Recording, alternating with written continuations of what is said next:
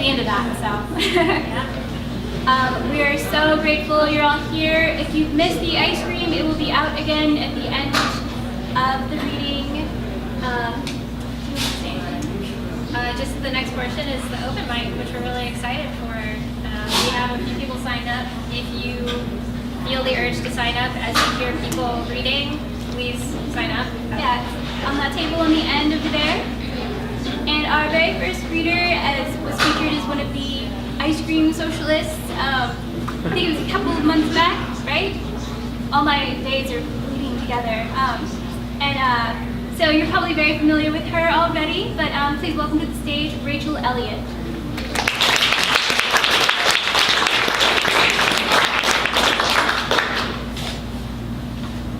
This is a little less serious than a murder ballad, so. Dogs with Anglo-Saxon eponyms. Charlie is a beagle. Perched at his desk, bespectacled stress, Charlie is a serious dog. Gina is a spaniel. Laid out on her couch, her inside's a pouch. Gina is an insatiable dog. Edward is a dachshund. Chatting at the door, one paw on the floor. Edward is an excitable dog. Franny is a mutt. She's seated in wait and hiding her gait. For Fran is a frog dressed as a dog. And this last one is, I was watching the rain, like how many weeks ago it was, and I was trying to convince myself that the rain was actually coming from the floor. You know how you can kind of do that if you stare at a thing for long enough, you can see it happening backwards, so that's what this is. Rain buds from the earth, flowing upward. The rumbling spice is the sky opening her folds for her droplets to return. Thank you.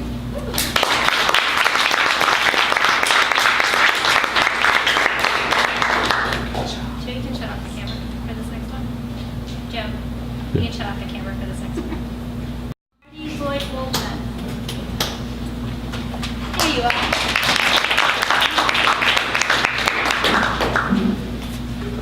Hi everybody, I'm Marty. I've never been to this reading before, although I did have my book release here once upon a time. So, I'm gonna read you some stuff that's happening right now. Pardon my acceptance of the 21st century. Okay. If we are an army when we get together, perhaps we hollow the stumps of our wounded and hide among them unsaid things that beat us roundly to the dawn, and all our regrets die among the fresh shorn bone and muscle. If we are an army when we get together, send us each 3 scouts of substance, one to the superego, one to the ego, one to the id. The first will quell the noise of dissent. The second will appease the diplomats. The third will shout among our peasant selves, yes, this is the rising. Let our army be dressed in sackcloth and ash, and our tongues be thick with prophecy. Let the holies be new and thunderous noise be spelled from the lenses of bottles.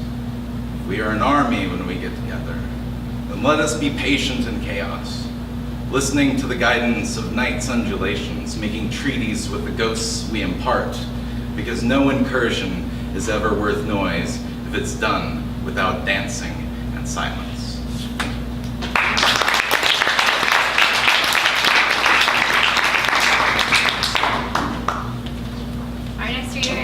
Also a veteran ice reader and one of my personal favorite people in the world, Tu-Uyen Nguyen.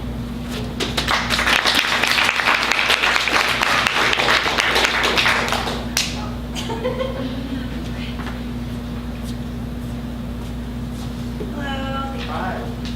Okay, I'm like an open wound right now. That's Chandra's term. I'm an open wound and it's okay. So I'm gonna take a deep breath because I know everyone else is breathing too right now. That's kind of insane. And I just wanted to share a description of a photo from my recent trip to Paris because I'm in a creative writing class and one of the warm-ups in the textbook is to write about a recent photo of your life. And so this photo is when this group of us are in Saint Michel. It's a chapel. I think it's a Sanctum Sacelum, the sacred chapel. We were there to speak Latin. When I first met this group, I was myself, but limited by self-apprehension.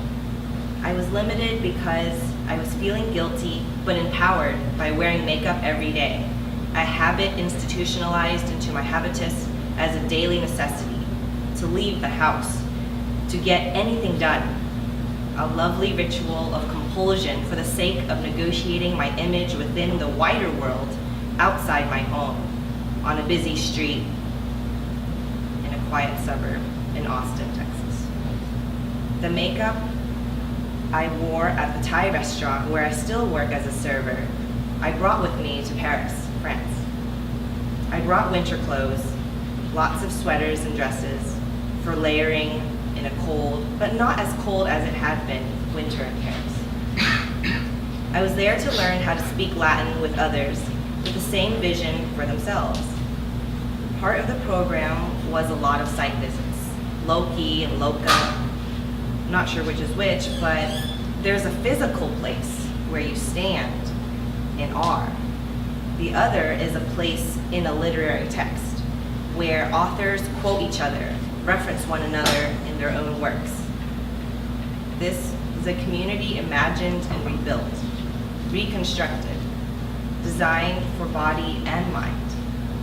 We learned about the great movers and shakers of Paris, except it was during the Middle Ages when the ancient Western culture was being canonized by monks transcribing by candlelight and illustrating and praying and fighting.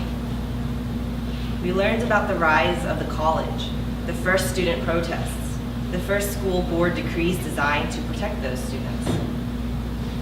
We learned about the ancient city in Paris and bits, just the Roman amphitheater made public park where I heard for the first time how monks sing. It's not the do, re, mi, fa, sol, la, ti, do. It's like a bunch of dots and you start at a range, then you just kind of go and undulate like a weird chant. I mean, it's weird in that it's not normal, and that's part of the mystical beauty of it. And I only wanted to share that because I think being in a space like this, it's like you're all a mirror, except reflecting back through words, and by listening, somehow it helps to continue breathing. Thank you so much.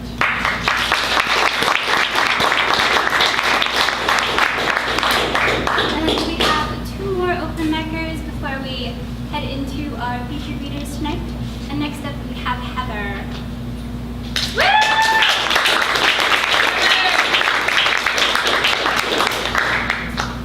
Okay, so I'm a story writer, and this story is kind of long, so I'm just gonna read like the first couple pages of it. Okay. In my new life, people ask me how I got here, and I say, oh, by helicopter, or shimmied up a drain pipe, or crawled out the sewer, you know. And they laugh at my cleverness and forget I did not give a real answer. That is because they do not want the real answer. But how I got here was this. I stood up from the computer until Mother said, what, Thomas, what is it? And I said, Mother, I'm going out. Good one, she chuckled and scratched at her skull. Some hair fell off. No, I am going out for reals. This is a term I learned from the internet and practiced for when I got to the real world. Thomas, she said, don't be silly. You know that I don't even go out except for necessities. She meant food and makeup. Yes, but I am 24 years old, and I'm going outside. I grabbed the doorknob. You don't know, she said. You don't know what they think of us. Oh, but I do, I said, even though I did not really. I read our article on Wikipedia. They could hurt you. Mother said it like you could hurt them. She saw I was angry because she said, take my scarf and coat with you. She did not want to say that we were monsters, but that is what she was saying. She hoped I would hide my face like she did. I do not need it. Why, my eye is looking almost white today, I said. I had checked the mirror in my room and I did not look bad, except for the gap. I had seen pictures of people on the internet and their cheeks were perfectly hole-free, but I would not tell her that. What about your cheek? Mother said. It is fine. Take my scarf, it's probably cold out, she said. She knew she had lost. She wanted me to wrap my head. Well, I was not going to. She could be ashamed of herself, but I would not be. I would be like Father and maybe never go back. Maybe I would feel the air on my face and have it feel so good I never walked back in our building. But when I stepped into the front lobby, the wall's so bright, so blue, I could feel it would be cold. Plus, I was not so sure about all the strings in my cheek, so I did what Mother wanted. I wrapped my head in a scarf so I could still see. When I went outside, it was bright, like at night when we turn on the lamps in the apartment, but everywhere. And I did not know where to go, so I went to a building marked CVS across the street. Hello, I am looking for some makeup, I said to the woman inside the building. She had a blue, not the same as the lobby, a darker blue, shirt on with a collar. All right, she said, but looked at me funny. What do you need? I am looking for something called Olay Regenerist. Oh, so you're looking for moisturizer, not makeup. Olay's great, I use it every night. My mother uses it so her skin will not fall off. The lady let out a laugh, a big one that made her jaws open and showed the tongue inside her mouth. It felt really hot standing there, watching her tongue. The scarf made my skin itch. Where is the Olay? I asked. Aisle 9. I got what Mother used and went back to the register. That all? Asked the lady, smiling at me. That is it, I said. Thank you for your help. I did go home that night, because Mother would be sad if I did not. Mother, I said at dinner, I am becoming a vegetarian. A vegetarian? For goodness sake, Thomas, why? I just cannot eat this anymore, Mother. That is why. She put down her fork. What will you eat then? Fish, I said. Chicken, maybe. I went to one of those McDonald's places today. It was pretty good. For reals. I did not want to tell her the real reason, which was the lady at the CVS. You know how it is, no? It is all swell and good to eat a hamburger at Burger King or McDonald's, but you go visit a farm or meatpacking business and suddenly you think, wait, that is not just something on my plate, that is a real living being in front of me, and you cannot eat beef anymore. Thank you.